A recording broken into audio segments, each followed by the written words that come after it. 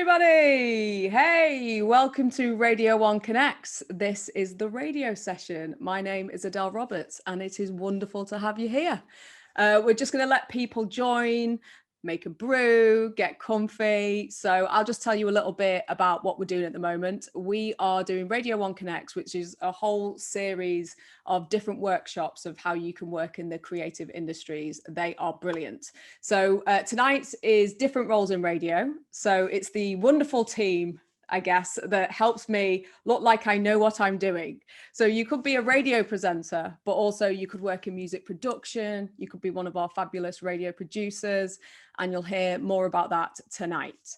But yeah, we just want to let you know the sort of skills you might need to work in radio, the different roles that are in radio, because it's not just the presenter. There's brilliant people even that made this tonight and gave me a script of what to say. So whenever you hear something on Radio 1, there's loads of amazing people that have helped make it happen.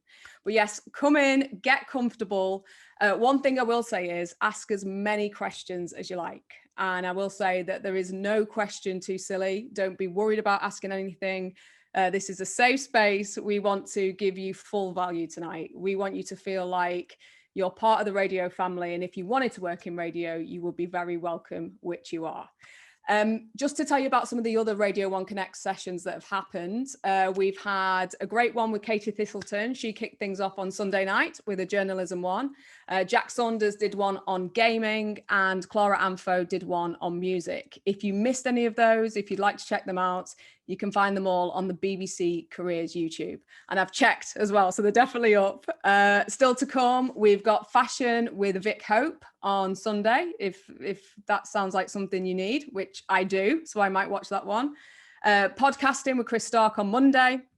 And as you know, you've probably heard about his brilliant podcast with Peter Crouch, also part of Scott Mills Daily. Music production with Danny Howard, do some dance music, put a little donk on it on Tuesday. Film and TV with lovely Ricky Hayward-Williams on Wednesday. And we'll be doing events with Charlie Hedges on Thursday. So maybe you're planning the mother of all parties post-lockdown, which I hope you are. Charlie's your girl for that. So yeah, BBC Careers YouTube.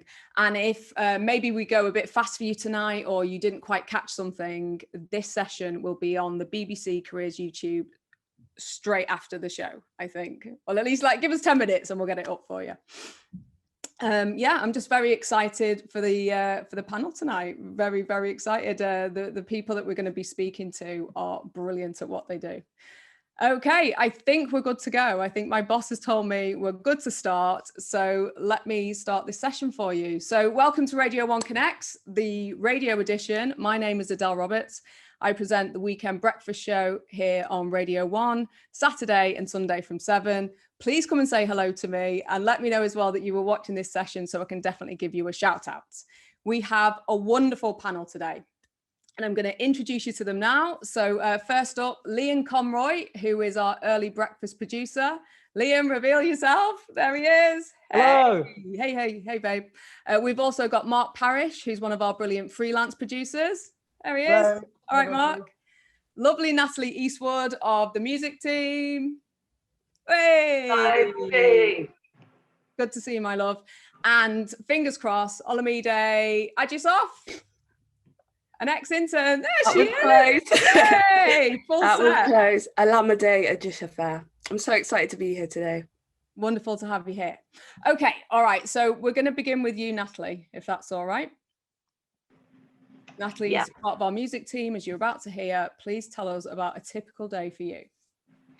So it's one of them roles that I didn't really know existed before I got into radio, and I didn't realize how important it meant, But you are basically the kind of link between labels and artists and radio. So you'll have a playlist committee that decide on the full daytime playlist that will go out. So some massive artists that you know, and then some up and coming artists that can get on radio. And you schedule all the music that goes out in the daytime shows and the weekend shows. And you have to kind of find a balance between genres, obviously, and what kind of young people are listening to and who your demographic is. And then it kind of fits with the official chart. And you also curate some of the big kind of events like Big Weekend or Sound Off.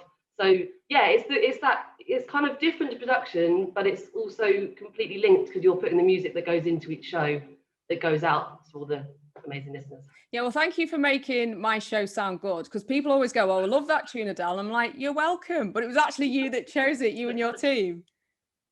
Literally, yeah. There's a big team of people that do it, but yeah, it is selected, and it's all scheduled in exactly the way you'd want to feel like. And it also, like you say, you kind of fit the vibe of the show, the time it goes out, the presenter you've got. So yeah, it's the connection between the industry and radio, really. Well, I hope you pick some big bangers for our Liam, because he needs them. Liam, I think, is like the SAS of producers. He has one of the toughest jobs. Honestly, Liam, I don't know how you do it. Tell us about early breakfast, what your typical day's like. First of all, I'm going to put that on my LinkedIn. So my day, I'm the show producer for Early Breakfast. And I guess the way I describe a producer's job is, my job is to facilitate the presenter having the most direct conversation with the listener in an easy way as possible. So when they're kind of focusing on the next 5 minutes and chatting to the listener, I'm making sure that the next 3 hours are all ready to go, and we're kind of hitting each mark as we go. So yeah, my day starts at 4 a.m. I mean, I guess we're going to talk about alarms 3 a.m. But I get to the office for 4, which gives me an hour before we go live, just to kind of triple check over the music that people like Natalie will have put in already, to make sure kind of timing wise everything's in place, and then just kind of looking for anything kind of relevant that we can add to the show to make it feel as kind of up to date as possible. Then we go live at 5, and during the show my job is to help Ariel by being as kind of reactive to the listeners as possible. So I'll be going through the text, keeping up to date with the music as we go, and grabbing any callers as and when we can get them on. And then post-show is a kind of a bit more free time to plan the next day, so it doesn't feel like such a terrifying prospect, that early start to the day. And then I'd kind of just try and give myself a bit of time after the show to kind of like get creative and just go to social media and look at things that I find inspiring, so that we can kind of come up with some funny stuff for the rest of the week. I feel like your brain is like the ultimate Pinterest board. I feel like wherever you go in life, you're like, that might be good, that might be good. Good work. That's why all my friends hate me, because any like embarrassing story they have, you're like, that is definitely going to go on the radio tomorrow. So no one tells us anything anymore. And Marc, if we can come to you next, because you're a producer like lovely Liam, but a freelance producer. So how is that different? That's different because, well, firstly, you're your own boss, and you can pick when you work, and you can turn down shifts if you're too busy, or for whatever reason you can't do it. And it's different because you're not attached to a particular show as well. So I remember a few years ago, I was producing a late night new music show with Hugh Stevens, and the next day I was then working on Grimmy when he was doing the breakfast show. Day after that, I'm then producing as a specialist show with Toddler Tea, and then I think that week I was also producing you, Adele, on Early Breakfast. Sorry about that. So, and that was the highlight of the week. So if you're into music and you're into daytime radio, where there's a lot more laughs, you're kind of more creative and coming up with silly ideas, and in a bingo when we're doing that, and then the next day you're scripting all the music for a drum and bass show, or the rock show, for example. So you're kind of all over the place, and the benefit of that is you get to learn.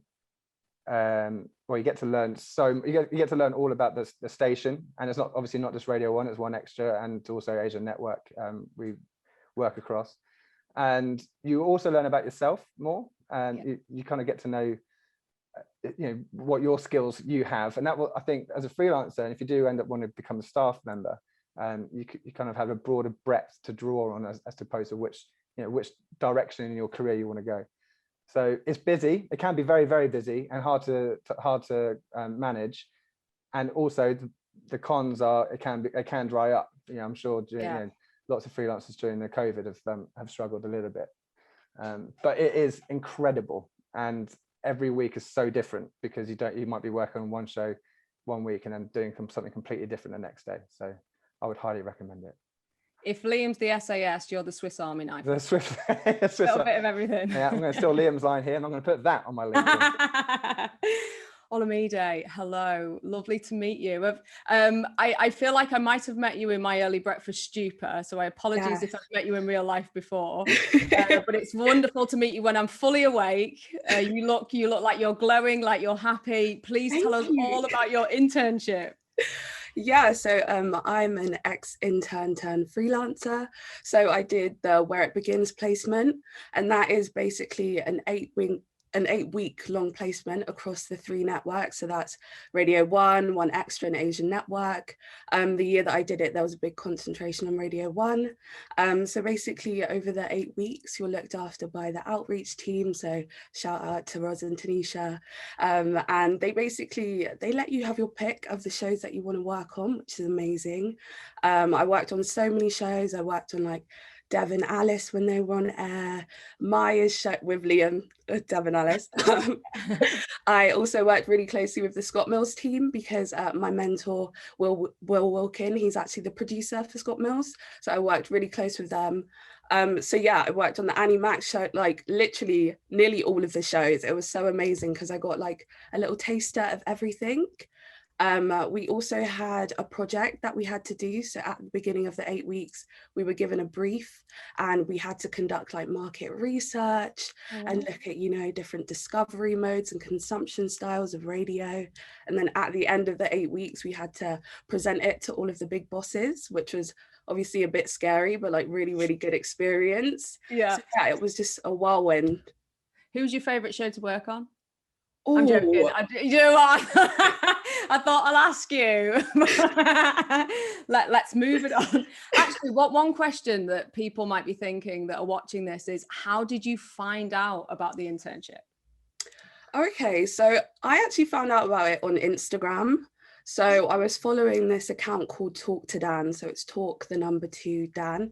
And he's just he's like a really nice guy, and he just posts loads of opportunities, loads of internships, stuff like that. So I was literally just scrolling through Instagram one day and I saw the Where It Begins. And at that point, I hadn't been doing radio for a very long time. Like it was my first year of uni. And I saw it and I was like, I might as well go for it. And then, I mean, I'm here right now. So it's been a crazy, like nearly 2 years now. So yeah, I found it on Instagram. We're going to ask everybody how they got into their job just quickly before we go to questions. But what are you doing now? Can you let us know what you're working on? Me? Yeah. Okay, so I'm actually working on the Big Weekend Connects. So what we're doing right now, I've been working behind the scenes on it for the past few weeks. So that's been amazing. Last week, I was part of the One Extra UK Touchdown series. So that was really amazing to work on. So yeah, for like the past 3 months, I've been working with the outreach team to just create events for people that we don't usually reach in the UK, for people that are looking to get into the creative sector. You know, it's such an important time right now because there's such a high rate of youth unemployment. So I just feel it's been amazing to just be able to reach out to people that are genuinely so passionate about radio. You are an amazing ambassador for Where It Begins. Thank you so much. And I'd love to see your presentation because I feel like you could teach me a lot about radio. I don't think you want to see it. I don't think you want to see it. Okay, Natalie, if we could come back to you, could you explain how you got into the music team, please? How it all happened for you? Yeah, so when I started in radio, I was in production on shows as an AP. In fact, I started on the production scheme. So a bit similar to an internship, but you get to go around all of the different shows. I did live events, I did live music, and all of these worlds suddenly became clearer to me of what every step means in radio, basically. And because I'd come from a music background, I remember thinking, like, I want to be part of the people that put the music on air. Like, who decides that? You know, because when I was an artist, I remember thinking, God, if only I could meet someone from radio, I could be like, can you play my song? And then I wanted to become that person who could help, yeah, who could help young artists and anyone kind of coming up. So I just asked a lot of questions, and shout out Roz was one of the first people I met. So she kind of walked me through the people I needed to speak to, and I started shadowing on the music team. I started sitting in on playlist committees, and just got a feel of, I think asking a lot of questions and speaking to a lot of people and making friends with everyone you meet genuinely, honestly helps, because the more people you know, And the more people know what you want to do in that world, the more people will genuinely help you and lift you to where you need to be, or kind of help you open doors. So yeah, and then it snowballed from there, and then yeah, never really looked back. So it's really all about kind of asking a lot of questions and finding what your skill is and what you're talented at, and where you think you'd be best placed. That's how, Amen that's to how I got that. into it anyway. I hope, yeah, I hope it don't sound like a meme, but I hear people say all the time, your network is your net worth. And like Natalie said, please ask questions. Please don't be afraid of rejection, because eventually you'll get there. And now she's smashing it. Liam, what about you? What was your journey like into radio? So I never, like, it wasn't the grand plan to do radio ever. Like, I always say that was kind of like, jobs in media were always something that I thought like someone else would get to do. So Yeah. I was at uni doing psychology because like thought I was going to be a criminal psychologist because I'd seen it on telly. Got there and it wasn't what I thought it was going to be. So I just sort of like focused on my like extracurricular stuff. And one of those things I started was student radio, and just kind of got the bug straight away. Really loved it. And kind of similar to Natalie and Olamide as well. Like I went through kind of the BBC schemes that are out there. And at the time for me, that was just 1 week's work experience. But I was like, I'm just going to start applying for it. And didn't get it first time around. Like I got a few rejections about it, but just kept kind of plugging away because they opened it every month. And then eventually I got a week's work experience at Radio 1, which was just sort of half a day with each team, trying out different things. And it was kind of like eye-opening. Like I loved every minute of it. And then when that came to an end, I was in my first year, I kind of just thought that was that. And, you know, it was, just go out and kind of see what else I can get in other radio stations. But I just kept in contact with the lady who organised my work experience, and would update her every few months when I had something new to tell her about. I mean, I probably badgered her, but I was like, did this fun thing, like made this like video on student radio, or just anytime I had something new to tell her about, I'd let her know. And then a pool opened up to be a freelance content assistant about 9 months later, and I was just kind of ready to jump at it. And even then, when I started as a freelance content assistant, which is like the entry level job for production in radio, the shifts were quite slow, and I had uni at the same time, so I had to balance it. But just keeping on in there and keeping that communication going with the place that I wanted to be at kind of kept that foot in the door for me, so that when I was ready to kind of attack it, I was fully ready, and I was able to commit all my time to it. That's great advice, working your way up, because that's kind of how I did it as well. It was bit by bit, and I'd keep sending demos that I might not hear anything back. There might be a no, but I just knew to keep working on myself and then just keep getting back in touch as I got better. So that is wonderful advice. Marc, what about for you in terms of being a freelance producer? Is that slightly different? Slightly different, yeah. But I think the journey was quite similar to Liam in a way. Okay. But I listened to Radio 1 every morning on the way into school, and I was just obsessed with it. And I think I was one of the few kids in my class who actually won the battle of the radio with their parents who were driving them to school. And my mum was like, "Oh, okay, yeah, fine, you win." She wanted to put on Heart or something. No disrespect to them. And I was fascinated. I think it was when I was hearing the voices, you know, the laughter in the background, and I was like, "Who's that?" You know, and that was kind of what kind of I opened my eyes to a little bit more to radio. It's like, it's not just one person speaking on the mic, obviously. But then I went into I did marine biology at university, which was something I always wanted to do. And I think because of my love of music, I ended up spending way too long at university than I should have done. Sorry, mum and dad. And then after that, I got a job in the record label industry, just because of my love of music. And I kind of remembered, I was like, why am I doing this when I want to be at Radio 1 and want to work in radio?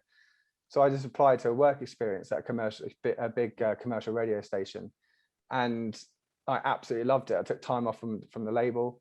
I met so many people. I met people who then worked in Radio 1 and 1Extra, and I think I just wanted to stay there. So I basically quit my job whilst I was doing work experience, and then just did everything I can to stay in that building. So they were like, this is before they had a visualization team. So I was like, oh yeah, I can video edit, and had a huge backlog of their interviews. And I couldn't edit, but I just taught myself how to do that. And then I basically started their TV department, and they are now owned by Bauer, and so they're doing very well. And then obviously that's when my path with like Liam, you make contacts, and then you go out for social drinks, and you kind of just keep on. Every time you update your CV, send it over on a monthly basis. And also I was trying to find something to stand out when I was doing my CV. So I made a video to go with it. And so kind of like a stop animation thing. So it's like it's like a CV video, yeah. And I think Jocelyn Stainer, who was the head of production for Radio 1 and One Extra Nation Network, she saw that and kind of put it onto the top. And then, and I'm still here, 8-9 years later. That's incredible. Yeah, I think that's great advice as well about don't be afraid to stand out. I think obviously if you're applying to a radio station, you want to complement that radio station, but I think it's what makes you unique. What can you bring that nobody else can? Absolutely. I think we're going to go to questions very soon. So please, if you have any questions for our brilliant panel, just send them in via the form. There should be a Q&A form. Send them in through there.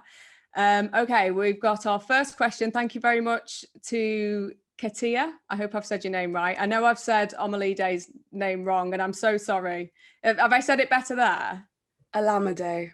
Olamide. Okay, we'll get there, I'm going to get it in my head. And I am Ron Burgundy though. The amount of times that my producer has to do phonetic things for me is just ridiculous. At least once a week. So I apologize for that. Okay, what would you say is the best way to get work experience and the best way to get into the industry? So maybe Liam, if we can come to you first, work experience and the best way to get into the industry. Oh, hello. So, I mean, I think what's really great as well about all our stories clearly is it's not what I maybe thought it was when I was like totally out of the industry. It's not about who you know when you start. Like, it's great to build your network when you're got your foot in the door, but we've all done it through the proper channels and just kind of like found the schemes online. I guess the thing for me with radio, the thing I always tell people is just to embrace as much of it as you can, like formulate your opinions about radio, listen to as much of it as you can so that you can decide what you like and don't like. Because if we have anyone come in to our show, or someone like shadowing for just a single day, I can't wait to get their opinion on what they like or dislike. And I think, especially as a producer, it's all about your judgment all the time. I mean, I've got to make decisions, and I've got to a place where I'm like, is that the right one? Yeah, that's the right decision. Whereas if you can, from the very start, just go, yeah, I really like what they did there, or what I would have liked to have heard more of is this, you're instantly going to create that kind of unique thing that you were talking about, Adele. Yeah, definitely. Okay, this is maybe you put your hand up if you want to answer these questions, because I think that each person will have something to say, and this is a great question. It comes from Jack, and he says, I've managed to get to the job interview stage on some applications, but what would each of you individually say would be the main thing to make you stand out on job applications, especially when some of them have a word count on each question? Okay, so maybe Natalie, sorry to put you on the spot, but what would you say to that? I would say that put your best skills and experience and passion at the very beginning, and make sure that comes through the most, your passion, because you can learn anything if you put your mind to it, as long as you're passionate. Obviously, with everyone here, I guess a love of music is what drove us all here to begin with. And then you kind of filter into your lane. So yeah, I think if there's like a word count and it's very short, get your passion across, your skill and your experience, and let the rest do the talking. Does anyone else want to go with that one? Just put your hand up if you've got anything to add to that, because I think that's great advice. Yes. I'd say just be outlandish. Like, a lot of these applications, you have 200 words to answer a question is. And obviously that is not a lot of words at all. I remember when I was applying for Where It Begins, they asked a question like, how can we reach out to younger audiences? And one of my answers was like, because of the popularity of Minecraft, we can make a fantastical world radio drama that's interactive and goes on BBC Sounds. listening back to that, I don't even know where you would start to actually make that in real life. But on something like an application, that instantly makes you stand out because it's an answer that I presume no one else would have had on theirs. There's always going to be the generic answers like, oh, we could get younger presenters and stuff like that. But really put your best foot forward and actually think, what will make me stand out at this point? Absolutely. I spent 10 years trying to get in at the BBC, and especially One Extra. I had this dream that I would like to be on One Extra one day. And for 10 years, I got no's, or I got knockbacks, or I got no response. And if you want to be a presenter, I guess our version of the CV is a demo. So you do about 3 minutes of audio of you pretending to be a radio presenter. And it wasn't until I put links that I actually found funny genuinely on that demo that I actually got a call back from One Extra. So what I used to do was listen to One Extra and try and be somebody else. And I never heard anything back. And the one time I put myself into that demo, that's the time that they got back to me. So this is great advice coming from our panel. Like, don't be afraid to shine. Even if you feel like you look back and you cringe at what you did, that will be the reason that you get picked. And I think on my demo, one of the links was about Peter Andre. And I'm sending a demo to One Extra with a Peter Andre link in it, but still, that was the one that actually made them call me up and say, would you like to come in and do a pilot? And I was like, yes, I would. And then here we are now. Okay, right. Another question. Zoe, what advice would you give to people who are new at networking and nervous about bugging people? Yes, please give me advice, guys, because I need to get better at this. Liam, let's go. I was really hoping this would come up, because this is something that I battled with when I started, like, loads. You know, I remember really like struggling to come out of my shell for the first few years at Radio 1, just because I was so kind of in awe that I was there. And I guess for me, it was kind of a little bit of self-talk, I guess, of realizing what is there are people that are more experienced than me. That's an opportunity. They've got something that I don't have. But the shared thing that we have is we all love Radio 1. So that was the bridge. You know, you can meet people out on the street and you actually have nothing in common with them. And how would you ever find common ground with them? Whereas at least when you're networking with people, there's that common ground that you can start with. So that's an instant place to always begin. I mean, I think compliments help. If you know someone that works on a show that you like, tell them. Like, don't be afraid to tell them that you like what they do. I think that's always a great place to start. So yeah, I think that's for me. To work in radio, you don't have to be the loudest in the room. Like, that's not a prerequisite. It's an opportunity for you to share your passion, and you'll find like-minded people that you can do that with. Brilliant. Is there anybody else that would like to answer that? Marc? Yeah, I think also it's not a race. There are some people who will be more confident and louder, and you might see that person for whatever reason getting a job ahead of you, and that's fine. And like, we all want to get to that next stage as quickly as possible, but I think that's just kind of the society that we live in, and there's so much pressure. And I was working at another station for about 4 or 5 years, and sending my CV over and seeing people who I met getting these opportunities, which I really, really wanted. And I was, am I not networking enough? And when I went out networking, I was similar to Liam. I end up talking way too much. You may have noticed that already on this webinar, and the faces of the rest of the panel will prove that, because they know me very well. And that's a nervous thing. And one question or one advice someone said to me: just have one question in your back pocket. If you meet Adele at a student radio conference, or you meet one of us or anyone else. And for me, that was one of my questions, like, what do you like about radio? Because they will end up, if they're polite, ask you the question back. Yeah. And then you can give your answer, and then there's a conversation. So if you have one question in your back pocket, or a couple, and if you're not nervous, hi, and they say, what do you like about radio? They hopefully will then ask, and then you've got a conversation, and then your personality will shine through, even through all the nerves. Absolutely. Natalie, we have a question for you that's come in. Did you study something specific at university to do the role that you do? No, so I never went to university. I actually started off as a musician and was working in music and music production, which then led me into, again, a bit like everyone was just saying about networking. You kind of meet people along the way who are doing different areas in music. So I started to figure out I wanted to kind of do something more behind the scene in music that still pushes forward artists, and especially like up and coming artists. So no, there wasn't a specific place I studied, but I did come in with the production scheme. So the schemes at BBC are unbelievable. Like, honestly, I feel like before I knew about it, I remember thinking they can't be real, or they don't select good people. And then you get in and you see how many people get in, then you see how far they go, these people that started on these schemes, and you think, oh my God, it genuinely works. There's genuinely so many talented people that come through them. So in a way, that was my version of studying for this particular role. But yeah, not in university. No, I didn't actually go. University of Life out here.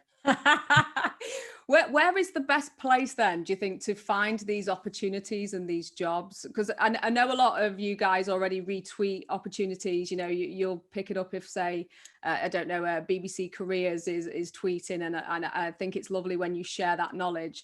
But yeah, what would be your advice? Because somebody's asked here about what if you don't live in a big city and you can't go and network and you're a bit more remote? Where online do you think we can find the best opportunities in radio?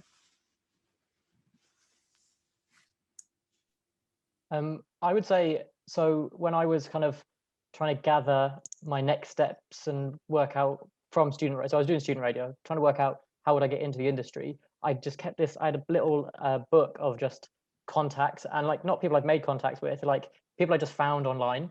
So, you know, if I've liked Scott Mills, I'd Google Scott Mills producer, and Twitter's a great place for that because everyone has, you know, their descriptions in their bio, or they know, like, you can find out what people's names are, and then just send them an email, find their email address. You know, I had, before I'd like focused on Radio 1, I had different like production companies of TV shows I liked in there, people who worked there. I had people from like people all over the music industry. And then I was just kind of like trying to gather those contact details to know who I would start reaching out to.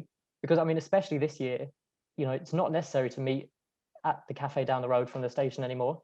You know, if you can have that chat with someone over Zoom, they're more likely to have that time for you as well. If people got in touch with you, though, real talk, would you mind? Oh, well, I mean, not at all. I think the thing, and I guess having kind of plugged away at it as well, like you never take it personally if they don't reply to you straight away. Well said. So, you know, and that was something I had to teach myself as well. If I didn't get a reply, I'll be like, they hate me. I'm the worst person. They don't like me.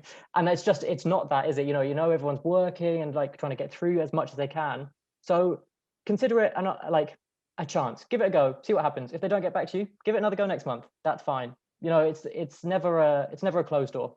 Yeah, I always took it as not now. So I just keep working away, keep working on myself, and just think, right, I'll go back. And you know, eventually, 10 years later, wore them down. So I'm 100% with you on that. Okay, so for Nat and Olamide, what advice do you have to apply for the schemes that you did? So I guess it's just going for the Where It Begins internship that we were talking about before. And I think, Natalie, you said yours was like slightly different, but maybe Olamide, if we can go with you first. Okay, it's gonna sound so cliche, but you have to be yourself. Like, if you're not being yourself during that application period, people can see through it. And most importantly, if you're not being yourself, you're going to get opportunities that aren't meant for you as well. Yes. But, yeah. So with the Where It Begins scheme, we had to answer the 2 questions, 200 words each, but then we also had to send 2 examples of our work. So during the time I was in my first year doing student radio, so I had a podcast called Spill the University, which was just me and my friends talking rubbish about union life. Great name. Thank you. And I also had like a late night radio show, which was just like hip hop music based. So I had content that I was able to then snip together to make into a demo. So it's so important to be doing things on your own accord, like without people even watching, because at the same time you're building your own skill, you're building your skill set up. So when it gets to the application point, you can be like, this is what I'm able to do and here's the proof. And when I was making my demos as well, I almost nearly like tone police myself, because we were doing like a Valentine's Day episode talking about like boys and stuff like that, and I was like, oh, this is the BBC, like maybe I should send something a bit more serious. No, but in the end I sent exactly what we did. It was just having us having so much fun and just bants, and that is what made me stick out, I think, because you could really just hear that we were enjoying it during the time. So as cliche as it sounds, really just be yourself. Absolutely. Amen. Natalie, over to you. Yeah, oh my God, 100%. I think, like you're saying, if you don't act like yourself, you'll get kind of placed into a position that you don't want to be in. And then you're kind of back-footed at the bottom of a ladder you don't want to climb. So I feel like if you really express where your passion is, again, I always talk about passion because I feel like it's the one thing that you can confidently speak on, even if you're not a confident person, because whatever it is, that's kind of your forte. So it could be the most minor thing, like just a genre of music, or you really like the technical idea of visuals behind, you know, who films Live Lounge, kind of things like that. And if you speak up enough and express that, the schemes will place you in a position where you get such a like varied role. You'll try everything, and then you can start thinking about where you want to be. Also, I will say, don't get overwhelmed by what you think the BBC is, or whatever company you want to go to, what you think the people that work there are like, and what you think they're looking for. Because I remember when in one of my interviews, there was quite a number of people in the interview room waiting, and I was thinking, oh no, she's really loud and looks really cool, or like just my friends. No, he looks like he knows more about radio. He listens to more radio. In the end, I almost talked myself out of it. So, and I'm a confident person, so I was like, oh my God, I've completely psyched myself out. So just focus on what you're good at, what you want to do, and where you see yourself. Set yourself some goals and try and make the scheme work for you in that way as well, so that you know that they're getting out of it as much as you're getting out of it by having you there. Okay, in a second, I'm going to ask you all about your favourite moments in radio. Somebody's asked that question. But before that, I'll just ask about how you balance your own personality. So you're all being brilliant saying, you know, be yourself. How do you balance that with the actual brand? Because that must be quite hard, especially for somebody like you, Natalie, who works on the music team. So you want to support artists, but they might not be quite right for Radio 1, but maybe you like their music. Yeah, I think when it comes to that, you have to find the balance, and you have to know what the network is looking for, what the station kind of the sound is. So if you think about it, you've got daytime shows that have such an eclectic mix of music, but you also have the evening specialist shows where you will find the house music, the dance, the hip hop. You'll find all of the genres that, if that's your particular taste, and you in your head you wish Radio 1 was just pure hip hop, you could go, right, actually, that was a really great track I heard, and I'm going to send that to that show or that team and say, you know what, give this a listen. I think it'll be great for your show, because I can't put it on the wider network just yet. It's not going to fit what the whole audience want, if you know what I mean. Well said. That's the way I look at it. Marc, what about you? Because you were saying before you straddle so many different brands. How do you keep making sure that you're on brand, but also bringing yourself and your presenters through in the programs? I mean, from a freelancer point of view, that's one of the most difficult things, because you might forget, or you might get a bit blurred between what a drum and bass show on Radio 1 and 1 Extra, and then you're producing, you know, Greg the next day. And it's about conversations and keeping up to date with what that show is about. So, and because trying to match the audience expectation when you're a freelancer can be very tricky, because you know there's so many different audiences. You know, Greg's audience can be slightly different to Jeremiah Asayama on late night radio. So it's about having a conversation with the producers, and also kind of saying, I'm thinking about bringing this to the table, and you know, more often than not they go, fantastic, that's brilliant. But from a freelance point of view, where there's so much, I mean, I can't explain how many opportunities there are to people who are thinking about going down the freelance route, but managing that and the audience expectation and the brand, it's all about having a conversation with the editors and the producers of the show and the presenters before you kind of get into work, so you're all on the same page. Teamwork. And on that, could I introduce everybody to Greg James? Gregory, reveal yourself. We're ready for you. He's being shy. Marc, you just kept saying Greg. Oh, here Hi, he guys. is. Yeah. Hello. Hi. Hi. I was sat over there just listening, and then I was like, Oh, that's my name. You called me. Hi, how you to doing? sleep. Great, thank you. Oh, I love your house. Can I come over and stay? Are we allowed to legally now? Yeah, we are. Yeah. Yeah, come and stay. So maybe we can ask you, Greg, how was it getting into radio for you? Well, I think like everyone, there's no set path really. I started really in my bedroom when I was a teenager, just doing shows and just learning the basics and listening to loads of stuff and ripping jingles from other shows and playing them and just really messing around. And then I found near where we lived, there was a hospital radio station, which they do still exist, and they're sort of amazing institutions really. So in a lot of hospitals there are dedicated radio stations to just soundtrack.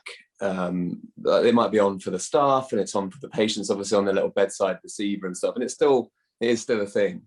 And I went and just helped out there because I found, like Liam was saying, you can find these people, and I just found them online and just emailed the guy and said, hello, can I come and sit around? And I did. I really went and sat around and watched them do shows and tidied up and just practiced whenever the radio station was off, and I would just sort of try stuff out and do the basics, just talking while pressing a button and doing a fader. It's a bit like learning how to drive. You're not looking at the gear stick and you're able just to do it all without realizing. So I did a bit of that, and then I went to university, and I was very lucky that I found an amazing student radio station that was at my university, which was the University of East Anglia in Norwich. And they had an amazing student radio station. I didn't really know much about student radio until I went there, and that was it from day one. I mean, literally the freshers fair, one of my now best mates, Dave, who was I think he was a station manager or something, or he's quite high up, he was a bit older. He said, oh, do you want to come and do student radio? I went, well, yes, sounds great. And I really didn't leave. That was it. And I just did everything there. I did as many shows as I could. I produced stuff. I worked on the music team for a bit. I did some sports stuff. I obviously presented a lot, and I just kind of worked out what I wanted to do. And I was station manager for a year, which I hated, and realized that I'm not very good. I'm not organized in that way. I'm not very good at telling people off or doing schedules or being, strategic like that. So I hated that. But I really wanted to actually. So sorry to interrupt you, Greg, but yeah, find what you're good at and don't worry about making mistakes or not really vibing with a certain part of radio. You can choose something else. Yeah. And there is an amazing thing called the Student Radio Association. And they have an awards ceremony once a year, which you can enter. If you do student radio, you can enter it, whether you've got a podcast or a radio show, and it's supported by the radio industry. So I was very lucky that the award that I won was supported by Radio 1, and the prize was to go and do an hour's show on Radio 1, and it was obviously the most exciting thing in the entire world. And that was in my first year at university. And I just kind of stayed in touch, as Liam was saying, and actually as everyone was saying, use those contacts and be persistent, but don't be too annoying. Because people are busy. That's the truth of it, is that everyone is incredibly busy the whole time, and you do have to just get lucky sometimes with how they, if they reply back to you, and you just grab those opportunities whenever they arise. And it could just be a quick coffee or a little Zoom meeting, or just you can send some ideas backwards and forwards. I had a couple of really good sort of mentors, I guess, who were working at other radio stations that I would just send my demos to. There's a really great guy called Mike Cass, who now runs Virgin Radio, and he just used to send emails to all the Student Radio Award nominees and say, if there's anything I can do, just send an email and we can chat or we can whatever. And that was kind of it. So I went back to, I was at university, I had a couple of years left, and I was just doing bits on a community radio station in Norwich. I found there's a local community station called Future FM, which were really great and really embedded in the community, and we got to do loads of really exciting shows with that. There was a BBC local station which I just walked up to the front door and said, can I come and work on a Saturday for you and answer the phones? So I did that. And really I was just very excited about radio, and it didn't ever feel like a slog. It just felt really enjoyable and exciting. So I think my number one, and then as I was about to leave university, Radio 1 invited me for a pilot, because I'd sent a few bits to a producer and he passed it on to the boss, and the boss was like, yeah, it's okay, let's see what you can do. And that was my opportunity. And in that show, I just completely forgot about my degree and was like, just make this demo, this pilot really, really good. So I found all the clips and I edited all the clips and I found all the funny bits and I worked out what I was going to do. So you just got to take those opportunities and really work at them. And also be good as well. You've got to be good at them and just enjoy getting better, learning, and all of those old cliches. But yeah, but enjoying the actual process of getting your jobs or getting to the place you want to work at is really important. And it's such a great part of it because it's really joyful, because be prepared to not be very good for a bit, and learn whilst you're doing it. And it's not a bad thing, because everyone is doing that and everyone is finding out how to do a show properly or how to get better, and you should always be getting better. And that's probably the most exciting thing about my job, is that I feel like I can always do a better show the next day, and I can always be better than I was last year and all the rest of it. And you're learning new tricks the whole time. I'm so glad you said that, actually. We've had a great question come in and it kind of links into that. And I was going to ask you, if you ever get nervous, do you ever second guess yourself? Because being around you, you're so brilliant at what you do and you're so confident. But does even Greg James get nervous? We've had a question. Yeah, I was doing a thing yesterday. Of course. Yeah. There's nervous energy around the whole time because it means a lot, and you want to make sure it's good, and you don't want to sort of let the listeners down or do a bad show. I was incredibly nervous before we started the breakfast show because, essentially I wanted to do that ever since I was about, I don't know how old, very young. I was like, that seems like a fun thing to do. You just got to channel that to make it spur you on and use the energy in the best way. But yeah, of course you get nervous. I think it would be mad if you didn't get nervous or you didn't find it exciting, because it means you'd be dead inside. Does anybody else? Sorry. Does anybody else get nervous? Just put your hands up. The rest of the panel. Yeah, great. Me too. Excellent. Yeah, but it's a healthy. It's not a nerves as in I can't do this. It's more of a like, I've just got to focus and I know what I'm doing. Just got to use that frantic energy that you have to have sometimes to work on a live show. Like I was doing these things for the big weekend yesterday. We were doing just some TV stuff, and it's just a lot of it's highly pressurized. It's not really in the grand scheme of things, but in that moment you've got a load of people waiting for you to do the thing. You've got to cue the band have to come on as soon as you're doing the thing. It's like it can be quite stressful. Yeah, so no one's immune from nerves ever. But that's what's so sort of exhilarating about these sorts of jobs, is that they are ridiculous. They're really stupid jobs because they're not. They obviously are. They are real, but it's a very exciting thing to go and do as a job, that you go and sit in a room and talk to lots of people. Absolutely. And on that, actually, we were going to go around the group and just ask for your favorite moments in radio, please. So whoever's ready, unmute. Let's go. Okay, I'm ready. I've been waiting for this one. Here she is. Let's go. I'd have to say it was when I was working on the Scott Mill show, and we came up with a thing called the Intern Challenge. So this is like my first week in the office, completely new setting. And they had me with like secret wires. They had me pranking everyone in the office. And I just remember being in the BBC elevator, singing Apple Bottom Jeans from the top of my lungs. And I literally had to just be like, this is a real job. And that was the moment that I was like, this is a bit of me. I could work in entertainment for a long time. Liam? So I would actually say, of a recent one, Greg, with your involvement, both hide and seeks I've really enjoyed being a part of, because especially if you're saying about how silly it is, it was fun as a listen anyway, but the first year I got to be the producer that like drove a car across the country trying to find Greg and Nick. And then the second year I was I think they called it the Seek producer, where I just didn't know anything but had to try and help the seekers try and find them. And it unleashed this inner competitive beast of just trying to find them. It was, it's not something you plan to ever do in your career or whatever. It's just play a huge hide and seek and like call towers around the country. But yeah, it was amazing. Definitely stands out. So is that true then? You actually don't know where Greg is? Because I always wonder this. I'm like, is this for the radio or is this real life? No. Really? I mean, It's real? There's someone who does know, but they didn't tell us. And that first year, I remember being in the car. I was halfway up the motorway to Liverpool with Dev, and we were listening to Radio 1 at the moment that the girl found them. And it was a quiet hour where we thought we were going to find them, and we didn't. So yeah, memories. Natalie or Marc, is there anything you'd like to add? Yeah, I think, I mean, it sounds really cheesy, but I think basically the whole of the last year with the coronavirus and stuff has been really difficult for everybody. But the escapism that Radio 1 and 1Extra have kind of provided, and also the listeners have given back to us, has been unbelievable. And I think it's been a real magnifying glass of like why we truly love radio.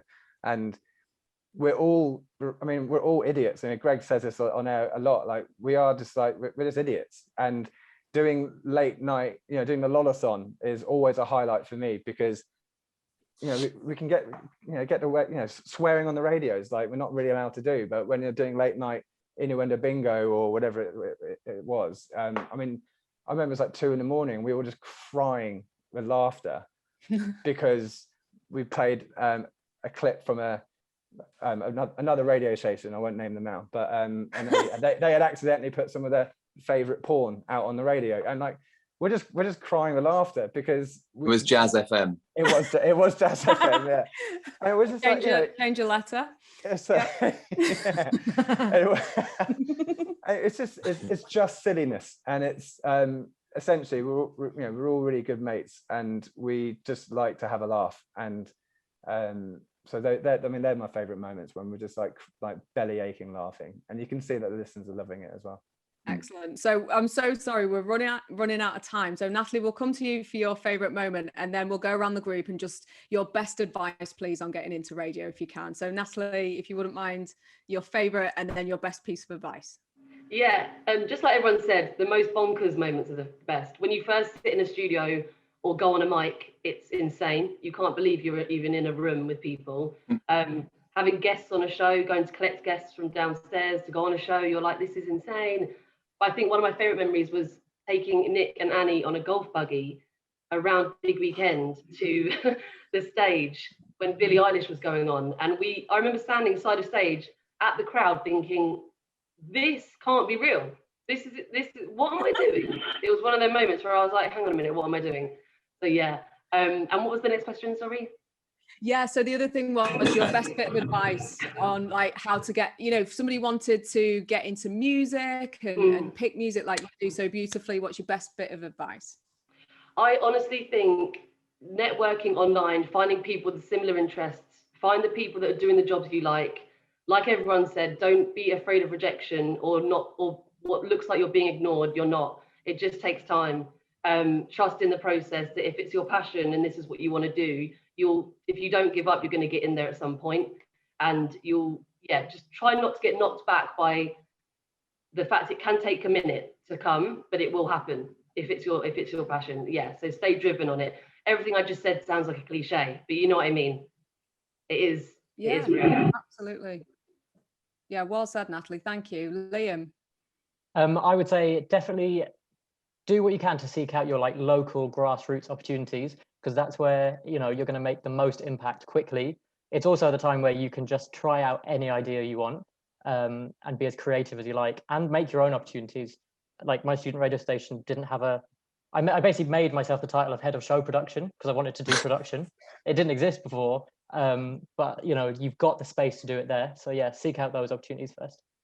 Fabulous. Olamide, what would you say? I've got so many, but I think I'd say develop your skill set. There are like industry standard tools that you can learn, like Adobe Premiere Pro, Adobe Audition. If you can teach yourself those things, you'll be so valuable. And I'd also say apply for everything. Like, even if you don't think you're qualified, if I had not applied for the Where It Begins scheme because I'd been doing radio less than a year, I would literally not be here right now. And I promise you, everyone is making everything up as they go. Like, you will learn on the job. If not, YouTube tutorials are a thing. I used one yesterday. Just apply. Yeah, absolutely. Like Greg said, you learn every day. You never stop learning. And I think the best presenters we have do that. I see Greg do it all the time. I see Scott Mills do it. That is the best advice in terms of presenting. Marc, we'll come to you next, and then we'll go to Greggles, if that's all right. I think BBC local stations and your local community stations are, I mean, like Liam's kind of touched on it, but I made use of BBC Three Counties Radio and up in Luton, and they were brilliant, and that got me, like, you know, a foot into the BBC. And I can't sing that enough. But also when you're freelancing and you have those quiet days, and you message whoever's giving you your shifts and say, can I shadow this show? And you know, you might not get paid, but then they'll think about you when they need cover for that show. They go, oh, this person was already covered, so therefore we can bring them in really, really quickly. So make use of your time and think about projects that you might not even be attached to, and then throw ideas, and you might actually get paid for those ideas. So use your time when you're not in between shifts wisely. Yeah, Charlie Sloth said that. He said hustle, never say no to anything. Once you're in there, you keep grafting away. Yeah, it's great advice. Greg, if we could come to you next, please. What advice would you give?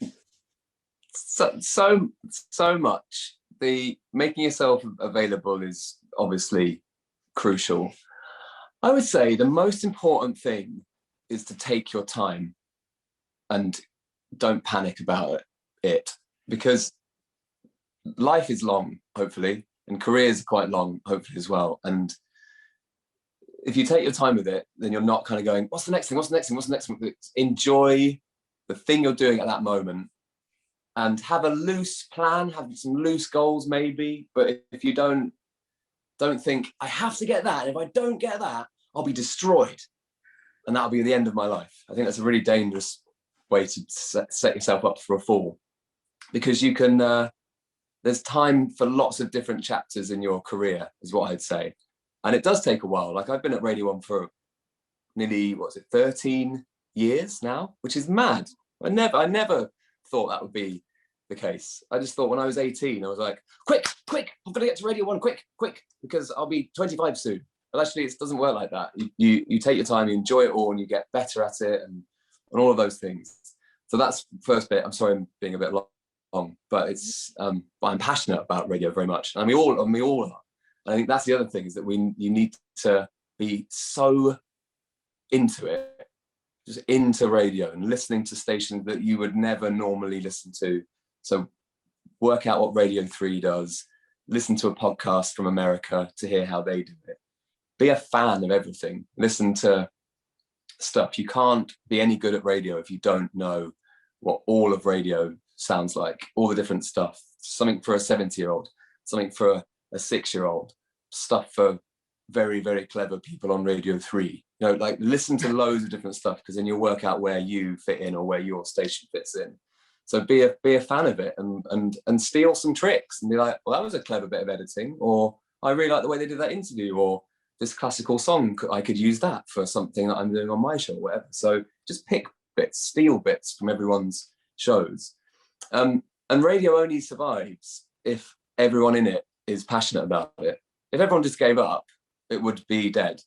So you have an opportunity to come in and do something to reinvigorate radio. There's probably something that that's in your brain now, you're watching this, that is not being done on the radio, that will be a huge idea in the next 5, 10, 15, 20 years.